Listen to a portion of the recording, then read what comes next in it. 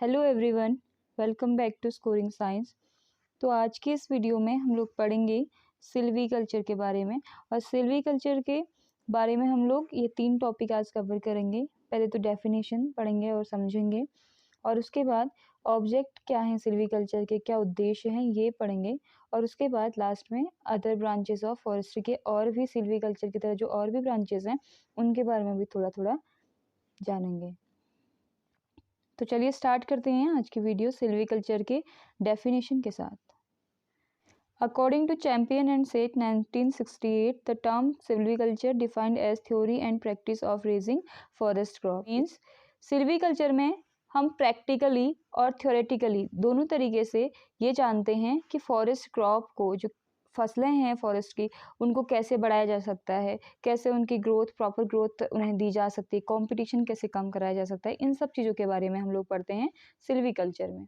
एक डेफिनेशन तो ये रही चैम्पियन एंड सेट वाली, और दूसरी डेफिनेशन है आपकी अकॉर्डिंग टू एनॉन। एनॉन के अकॉर्डिंग क्या उन्होंने क्या बोला था, it is defined as the art and science of cultivating forest crops. उन्होंने बोला था कि जो सिल्वीकल्चर है वो क्या है, आर्ट और साइंस दोनों है। किस चीज़ के लिए, कल्टिवेटिंग फॉरेस्ट क्रॉप, यानी कि फसलों की खेती के लिए जो हम स्टडी करते हैं और जो प्रैक्टिकली हम फील्ड में जाके काम करते हैं और जानते हैं, तो उस चीज़ के बारे में हम लोग पढ़ते हैं सिल्वीकल्चर के बारे में, है ना। अब देखिए सिल्वीकल्चर को और डिटेल में जान लेते हैं। तो देखिए silviculture consist of 2 terms. Silviculture 2 शब्दों से मिलके बना है या फिर 2 टर्म्स में डिवाइड है। एक तो है सिल्विक्स और एक दूसरा है जो वो है it's practical application. Practical application तो आपको समझ में आ रहा होगा, बट सिल्विक्स क्या है, सिल्विक्स से ही बना है सिल्वीकल्चर। तो हम चलिए जानते हैं सिल्विक्स को पहले। देखिए silvics means the study of life history and generally characteristic of forest trees and crops with particular references to environmental factors. इसमें हम स्टडी करते हैं, सपोज कोई फसल हम लोग लगा रहे हैं तो उसकी लाइफ हिस्ट्री क्या है, हम उसको कैसे ग्रो करेंगे और कितनी उसको पानी की ज़रूरत होती है, और ग्रोथिंग पीरियड में उसको क्या क्या चीज़ें अफेक्ट कर सकती हैं, कंपटीशन को कैसे रिड्यूस कर सकते हैं, और इन्वायरमेंटल कंडीशन क्या होनी चाहिए उसके लिए। ये सब चीज़ों के बारे में हम सिल्विक्स में पढ़ते हैं। आई बात समझ में।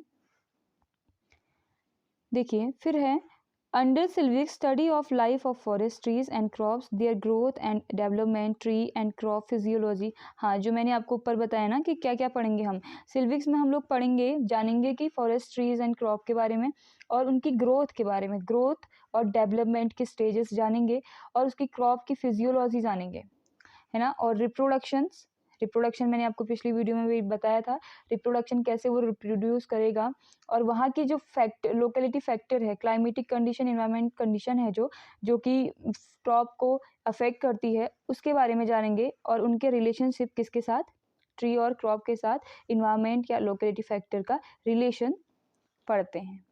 आई बात समझ में, ठीक हो गया। नेक्स्ट देखते हैं, अब है रिप्रोडक्शन। मैंने अभी यहाँ पे फिर से समझाया है, देख लेते हैं एक बार फिर से।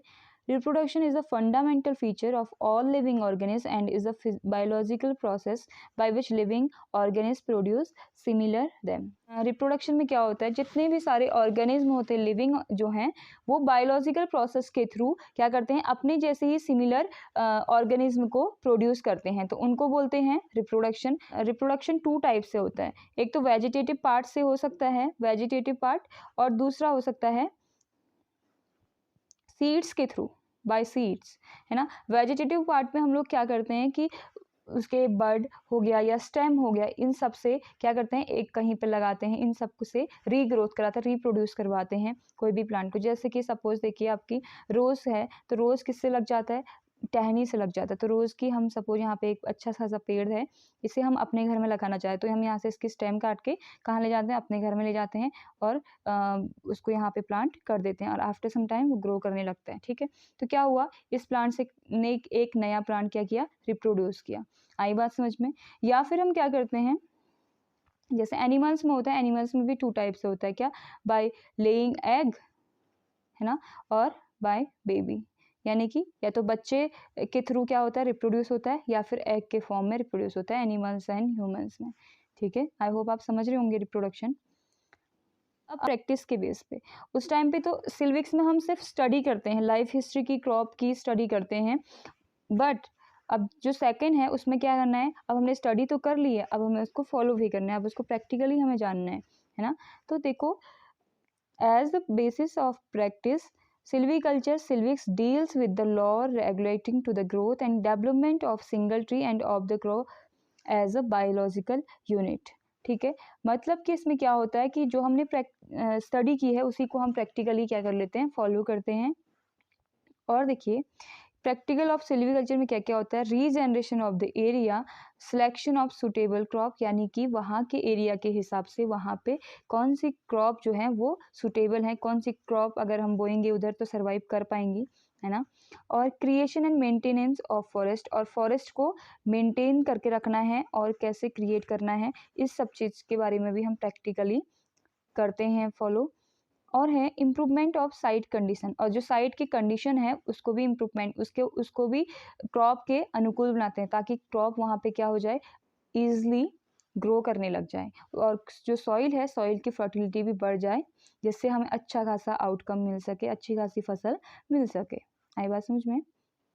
चलो, ये तो हो गया सिल्विक्स और सिल्वीकल्चर। अब हम पढ़ते हैं कि सिल्वीकल्चर के क्या उद्देश्य हैं, ऑब्जेक्ट क्या है। देखिए, फर्स्ट है आपका control of crop composition and production of species of more economic value. जब हम क्रॉप उगाते हैं तो वहाँ पे क्या होता है कि बहुत सारे एक ही एरिया में या एक खेत में ही बहुत सारे पेड़ उग जाते हैं। जब हम बीज बो के उगाते हैं ना तो बहुत सारे पेड़ बहुत घने घने उग जाते हैं, है ना। तो इसमें क्या हो जाता है, कुछ कुछ की जो बहुत घने हैं वो कुछ कुछ क्या होता है, कंपटीशन के चलते चलते क्या हो जाते हैं, मर जाते हैं। और कुछ कुछ पेड़ों को क्या होता है कि बहुत घने हैं तो इसलिए प्रॉपर कैनोपी नहीं मिल पाती है। तो इन सब के लिए हमें क्या है, सिल्वीकल्चर को फॉलो करना बहुत ज़रूरी है। हमें पहले समझना है कि हमें क्या करना है। जैसे सपोज क्या है, कंपटीशन कैसे होता है, यहाँ पे बहुत सारे पेड़ जो हैं वो घने घने लगे हुए हैं, है ना। तो पेड़ दूर दूर होंगे तो कंपटीशन कम होगा। अब मीन्स कि जैसे सपोज ये वाला प्लांट है तो इसको जितनी सफिशिएंट आपको न्यूट्रिएंट चाहिए, जितना वाटर चाहिए ये लेगा उतना, है ना, इसको आराम से मिल जाएगा। अब देखिए वहीं पे यहाँ पे देखिए बहुत घने घने हैं तो इनको क्या करना पड़ेगा, एक दूसरे से कम्पीट करना पड़ेगा उस वाटर के लिए और उस सॉइल न्यूट्रिएंट के लिए। आई बात समझ में। तो यही कंपटीशन को रिड्यूस करना है या क्या कैसे आपको मैनेज करना है, इन सब का ऑब्जेक्ट क्या है, यही ऑब्जेक्ट है सिल्वीकल्चर का। आई बात समझ में। जब हम बीज डालते हैं तो वहाँ पे क्या होता है, क्रॉप के साथ साथ और भी बहुत जो हमने बोए ही ना होते हैं ऐसे प्लांट भी आप हमें दिखते हैं ना। तो वो क्या होती है, इन्फीरियर स्पीसीज होती है, हमने उनको बोया ही नहीं है। जो हमारी मेन क्रॉप है वो तो कहीं कहीं आपको दिख रही है ना। वो खाली कंपटीशन बढ़ाने के लिए, compete करने के लिए आ गए हैं। तो हमें क्या करना है, उन सब चीज़ों को कैसे हटाना है, देखिए। तो उसके लिए हमको करना है बाय रिमूविंग और कटिंग इन्फीरियर स्पीसीज।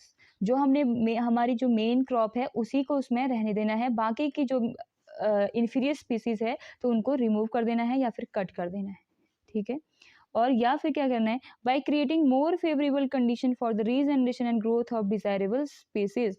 तो हमें या तो क्या करना है कि ऐसी कंडीशन बनानी है और ऐसी सिचुएशन आप पे बनानी है जो कि किसके फेवर में हो, उस स्पीसीज के ग्रो करने के फेवर में हो, जिससे बहुत ज़्यादा चांसेस हों कि वो स्पीसीज आपकी जो मेन स्पीसीज है वो ही वहाँ पे ग्रो हो, ठीक है। एक तो ये ऑब्जेक्ट है।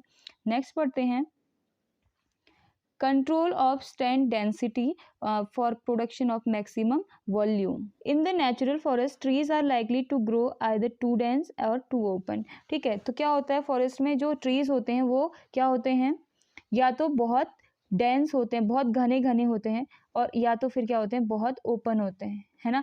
तो अगर बहुत घने होंगे तो भी क्या होगा, हमें अच्छा खासा वॉल्यूम नहीं मिल पाएगा। यानी कि प्लांट बहुत घने घने होंगे, क्या होगा, जो ट्री है इतना उसकी ब्रांचेस काफ़ी इंडिपेंडेंटली नहीं खुल पाएंगी, नहीं फैल पाएंगी, क्योंकि यहाँ पे देखो जैसे ही सपोज ये है वो इसने इतना खुलना है और सपोज यहाँ पे एक और ट्री है तो क्या वो कर पाएगा, क्योंकि ब्रांचेस टच हो जाएंगी ना, तो ये इसको आगे बढ़ने ही नहीं देगा। तो इसलिए टू डेंस होना भी, बहुत घना होना भी क्या है, अच्छा आउटकम नहीं देगा हमें। बट अगर पेड़ कम होंगे तो क्या होगा, वैसे भी आपका पेड़ कम हो रहे हैं तो वैसे भी आपका प्रोडक्शन कम ही होना है ना। तो सिल्वीकल्चर इसमें हेल्प करता है कि सफिशिएंट नंबर, मतलब कि सफिशिएंट नंबर में ट्री एक एरिया में प्लांट किए जाएं, मतलब कि एक प्रॉपर डिस्टेंस में और एक सफिशिएंट, जैसे कि सपोज मान के चले कि कितना आपका इसमें प्रोडक्शन हो सकता है, उस हिसाब से आपको उसमें प्लांट्स लगाने होते हैं। आई बात समझ में, ताकि क्या हो सके, हमको अच्छा प्रोडक्शन मिल सके। नेक्स्ट देखते हैं afforestation of blank and understocked areas. तो सबसे पहले तो हम पढ़ते हैं एफॉरेस्टेशन क्या होता है। तो एफॉरेस्टेशन मतलब होता है कि कोई भी एक ऐसा एरिया है जहाँ पे आपको क्या करना है, प्लांट करना है, यानी कि कोई भी बैरल लैंड है या वहाँ पे भी आप प्लांट करो तो उसको बोलते हैं एफॉरेस्टेशन। आई बात समझ में। तो afforestation of blank and understocked area के अंदर है, इसमें क्या हेल्प करता है, silviculture help us to afforest their areas with suitable trees by planting or by seedling. Silviculture guides to know the best period of seed collection, nursery techniques to complete details, etc. ठीक है। देखो forest में क्या होता है, काफ़ी ऐसा area होता है जो कि जहाँ पे कोई भी ट्रीज़ नहीं होते हैं, मतलब कि या फिर वो किसी इंक्रोचमेंट का शिकार हो जाता है, या फिर वहाँ पे पहले ही बहुत कटाई हो चुकी, पेड़ काट दिए जाते हैं, उसके बाद लगाए तो जाते नहीं हैं, या फिर कोई भी नेचुरल कॉज हो सकता है, फॉरेस्ट फायर वगैरह वगैरह। तो उस प्लांट में भी क्या करना है, सिल्वीकल्चर क्या करता है, हेल्प करता है कि उस वहाँ पे भी प्लांटेशन किया जाए, और उसका सीड कलेक्शन का क्या टाइम है और कैसे वहाँ पे टेक्निक्स यूज़ करके अच्छा खासा प्लांटेशन भी किया जाए और उससे अच्छा खासा हमको आउटकम भी मिल जाए, है ना। तो इन सब चीज़ में हेल्प करता है सिल्वीकल्चर। ठीक है। फोर्थ है आपका production of quality timber. Timber means होता है लकड़ी। जैसे कि फॉरेस्ट में ट्रीज के आपस में ही क्या होता है, कंपटीशन काफ़ी होता है ना। कभी लाइट के लिए कंपटीशन हो जाता है, तो कभी वाटर के लिए, कभी न्यूट्रिएंट्स के लिए, है ना। तो इसमें क्या हो पाता है कि कभी कभी जो फॉरेस्ट ट्रीज होते हैं वो डिफेक्टिव हो जाते हैं, या फिर डिजीज हो जाती है, डिजीज हो जाते हैं। ठीक है।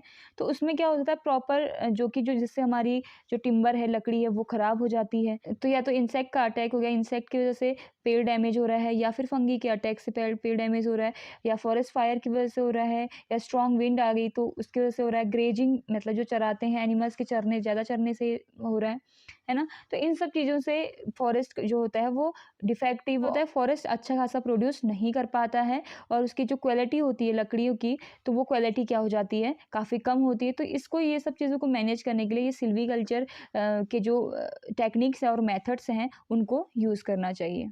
ठीक है। फिर है कंट्रोल ऑन रोटेशन पीरियड। ठीक है। तो देखिए जो रोटेशन पीरियड होता है, रोटेशन पीरियड आपका कब से स्टार्ट हो जाता है, जब से आप सीडलिंग कर रहे हो वहाँ से लेके हार्वेस्ट करने तक का जो टाइम पीरियड होता है, टाइम सर्कल होता है, तो उसको बोलते हैं रोटेशन पीरियड। ठीक है। तो अगर फॉरेस्ट अनमैनेज्ड फॉरेस्ट है, तो अनमैनेज्ड फॉरेस्ट में नॉर्मली क्या होता है कि जो ट्रीज होते हैं, ट्रीज की जो ग्रो होती है वो इंडिविजुअली होती है ना, और उनकी ग्रो भी क्या होती है, काफ़ी स्लो होती है, जिस वजह से क्या करते हैं वो सीडलिंग स्टेज से या प्लांटिंग स्टेज से हार्वेस्टिंग पीरियड में पहुंचने तक का क्या लगाते हैं, बहुत ज़्यादा टाइम लगाते हैं। Knowledge of silviculture help to regulate the density of the crop at various sizes ages which help to reach exploitable such much faster। Silviculture regulate करने में हेल्प करता है, जिससे कि जो भी क्रॉप है या भी जो भी ट्री है वो क्या हो सके, शॉर्ट रोटेशन में कंप्लीट हो सके। नेक्स्ट है creation of man made forest and introduction of exotics, है ना।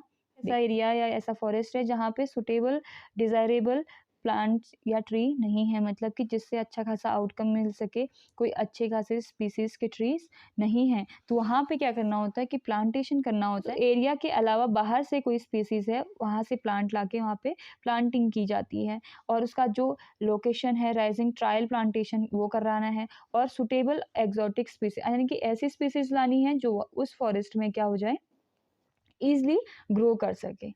आई बात समझ में। अब देखिए इसके अलावा सिल्वीकल्चर के अलावा और भी ब्रांचेस है फॉरेस्ट्री की। तो देखिए सिल्वीकल्चर का कितना रोल है। Silviculture is the backbone of forest. Silviculture को हमेशा बैकबोन या रीढ़ की हड्डी कहते हैं, किसकी, फॉरेस्ट्री की।